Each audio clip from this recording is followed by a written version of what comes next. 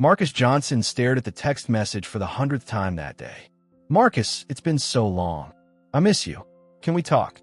The message was from Tasha Williams, his ex-girlfriend from 12 years ago. The woman he'd loved desperately before she'd shattered his heart into 1,000 pieces. Marcus was 38 years old, a dedicated father to his 12-year-old daughter Jaylen, and he'd spent the last decade rebuilding his life after Tasha left him. Those early years after the breakup had been dark. He'd struggled with depression, made poor choices, and had taken years of therapy and hard work to become the man he was today. He was doing well now. Jaylen was thriving in school. They had a comfortable apartment, and Marcus had built a successful career as a graphic designer. He'd even started dating again recently. Nothing serious, but he was open to the possibility of finding someone who could be a good partner and stepmother figure for Jaylen. He should delete Tasha's message. Instead, he stared at it. Tasha had been his first real love. They'd met in college and dated for 5 years. She'd been beautiful, ambitious, and made him feel like he could conquer the world. But when he'd gotten her pregnant unexpectedly, everything had changed. Marcus had wanted to keep the baby. Tasha had wanted an abortion. When he'd refused to support her decision, she'd left him, terminated the pregnancy without telling him, and disappeared from his life. The pain of that loss, both of the baby and of Tasha, had nearly destroyed him. But he'd survived. He'd grieved, he'd healed, and eventually, he'd met Deshawn's mother during a rebound relationship. That relationship hadn't worked out either, but it had given him Jaylen, the light of his life. Now Tasha was back, asking to talk. Marcus knew he shouldn't respond. He knew this was a temptation he needed to resist. He had a good life, a daughter who depended on him, and no room for the chaos that Tasha had always represented. But his fingers were already typing. "Hey, it's been a while. What's going on?" Within minutes, she replied with her number and a request to meet for coffee. Against his better judgment, Marcus agreed. Seeing Tasha again was like stepping back in time. She looked even more beautiful than he remembered.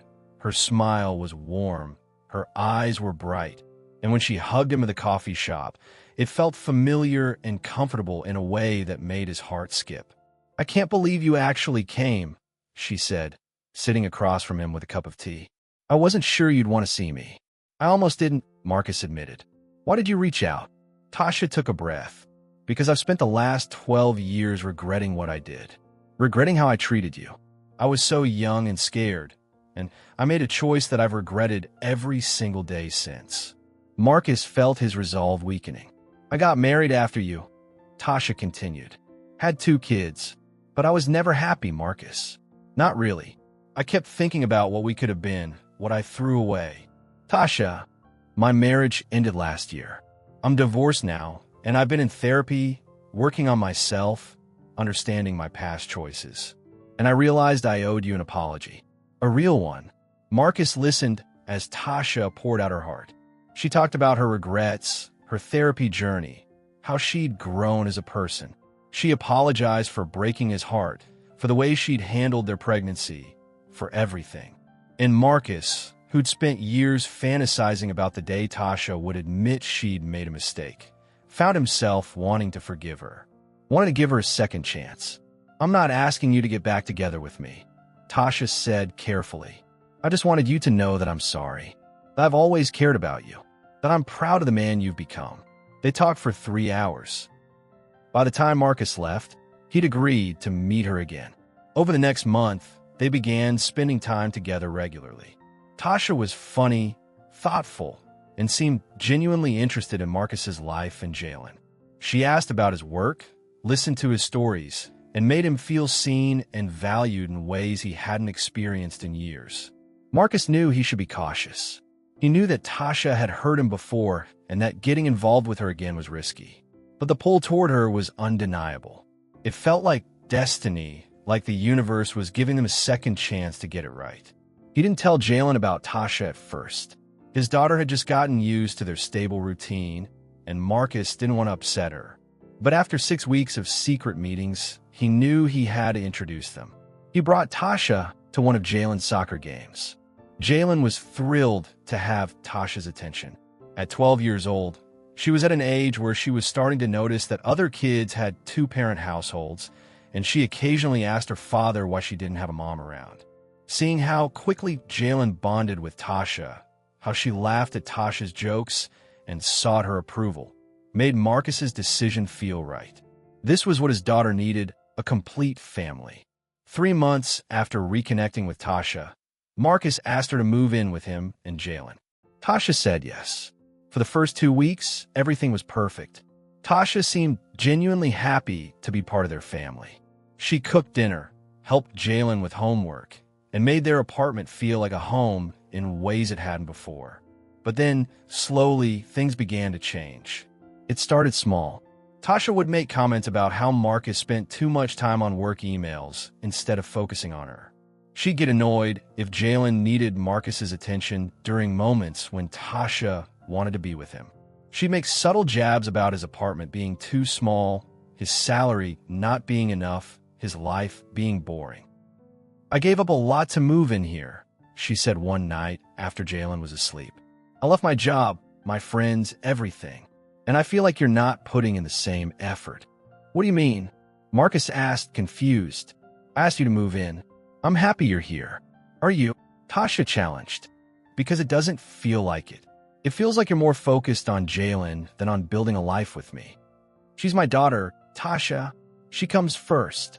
And I'm supposed to be your partner, your future. But you're treating me like I'm an afterthought." Marcus tried to compromise. He spent less time on work projects and more time with Tasha.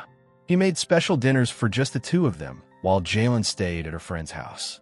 He bought Tasha gifts and told her he loved her and was committed to their relationship. But nothing was ever enough. Tasha began to drink more. She'd come home late from nights out with friends and be hostile and accusatory. She'd go through his phone, checking his text messages and emails. She accused him of cheating if he talked to female co-workers. Most concerning of all, she began to treat Jaylen differently. The warm, interested woman who'd first met Jaylen had transformed into someone cold and dismissive. If Jaylen interrupted their conversations, Tasha would snap at her. If Jaylen asked Tasha for help with homework, Tasha would sigh heavily and tell her to ask her father instead. "Why are you always in the way?" Marcus heard Tasha say to Jaylen one afternoon, "Can't you see I'm trying to spend time with your dad?"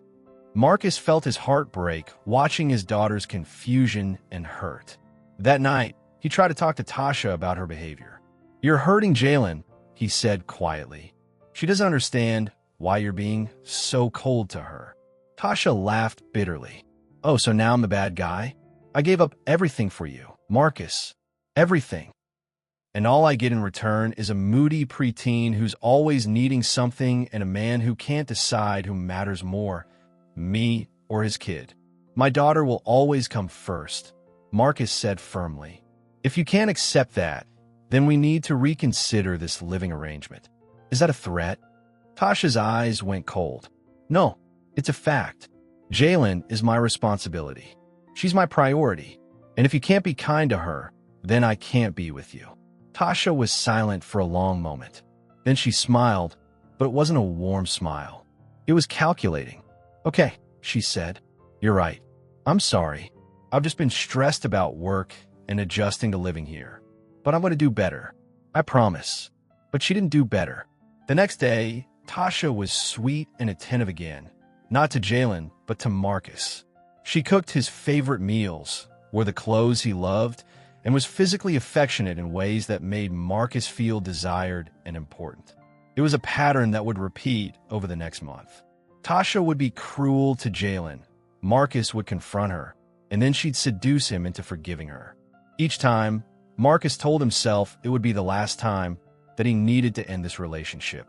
But each time, Tasha's attention and affection would pull him back in. He was caught between his love for Tasha and his responsibility to protect his daughter, and he was failing at both. The breaking point came on a Tuesday afternoon. Marcus came home from work to find Jaylen sitting on the front steps of their apartment building, her backpack beside her. She was crying. "Jaylen, what are you doing out here? Where's Tasha?" "Inside," Jaylen said, not looking at him. She told me to leave. Marcus's blood went cold. What do you mean she told you to leave? I came home from school and asked her if I could have a snack. She said I was always eating, that I was going to get fat like your ex-wife. Then she told me to get out of the house and not come back until you were home from work. She said I was ruining everything. Marcus felt something break inside him. He grabbed Jaylen and held her close, apologizing over and over for what she'd experienced. Then he took her to a neighbor's house and asked if she could stay for an hour. When he went back upstairs, Tasha was sitting on the couch, painting her nails like nothing had happened. Tasha, you need to pack your things and leave. Right now. Excuse me. She didn't even look up. You heard me. You're done here. Pack a bag and get out. Tasha set down her nail polish and finally looked at him. You're going to kick me out because of what that little brat said? Come on, Marcus. You know how she exaggerates. She's 12 years old. Marcus said, his voice deadly quiet. She came home from school wanting a snack. You told her to leave the house and insulted her body. That's not exaggerating. That's abuse. It's not abuse, it's discipline. Get out.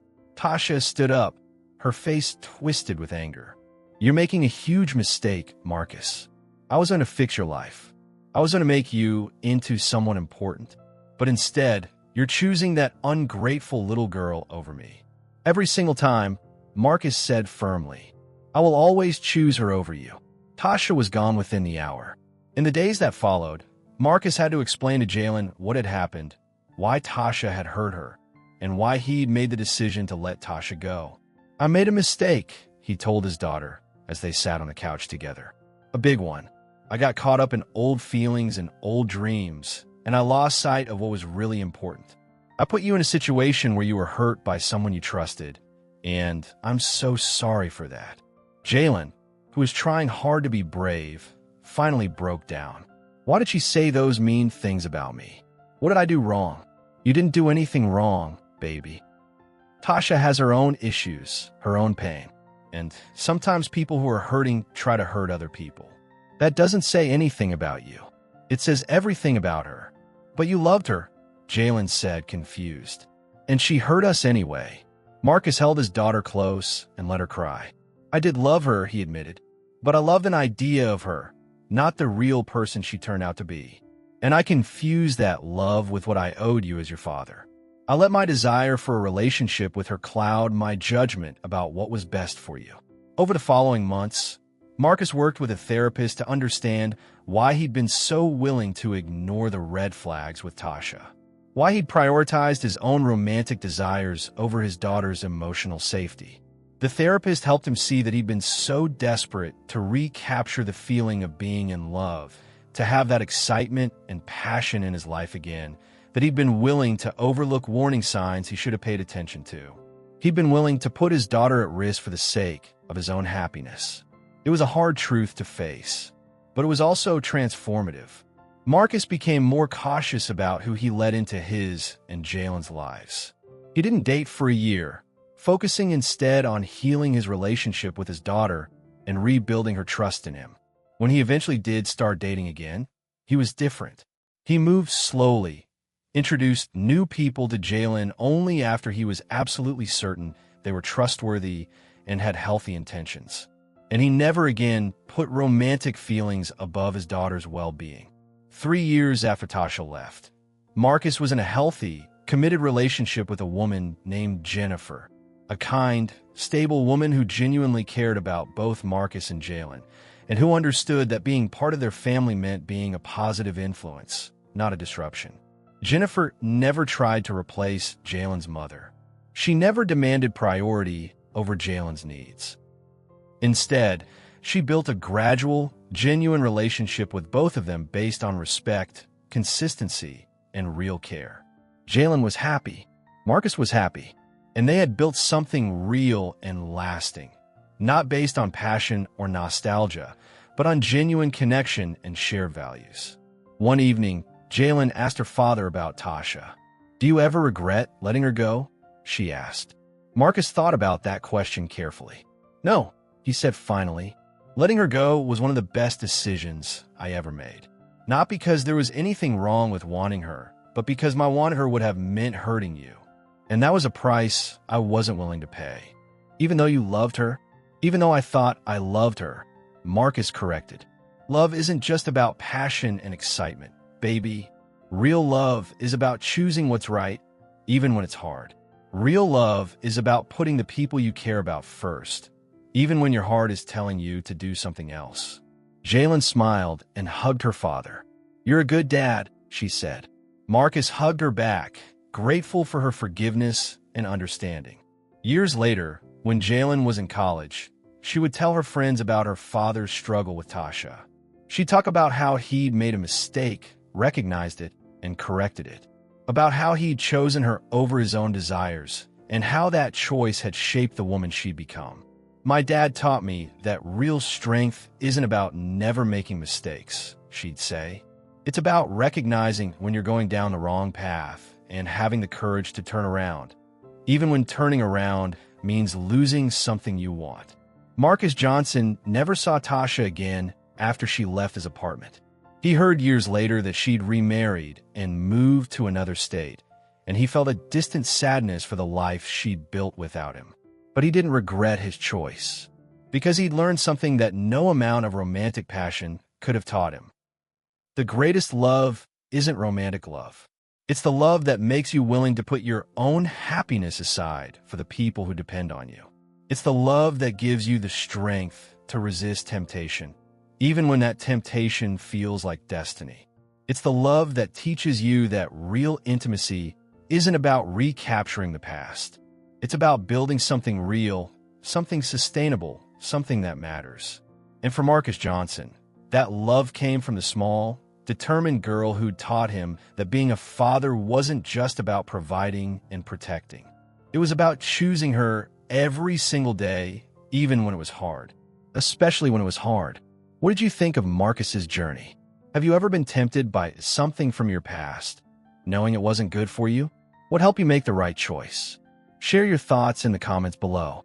And if this story resonated with you, please share it with someone who might need this reminder about priorities and real love.